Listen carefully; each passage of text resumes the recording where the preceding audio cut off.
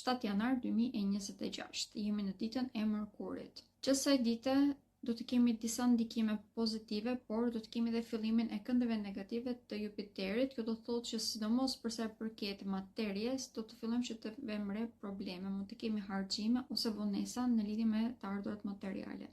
Si redoj, efikasitetin që kemi gjatë ditës do të këshilloj që ta përdorim në maksimum. Mund të zgjidhim gjitha problemet tona me shumë prakticitet, jemi shumë efikas, prandaj do të këshilloj që të mbështeteshim tek logjika dhe eksperjenca jonë. Duke filluar nga ora 18, duke qenë se hëna do të filloj të krijoj disa kënde pozitive me Jupiterin, si redoj të jemi edhe më të ndjeshëm dhe ta përdorim të ndjeshmërinë tonë në mënyrë shumë pozitive. Pra, këtë ditë do të këshilloj që deri në orën 18 të fokusohemi tek zgjidhjet e problemeve nëse na dalin përpara, të përdorim logjikën tonë në mënyrë shumë efikase, duke qenë se e kemi këtë mundësi.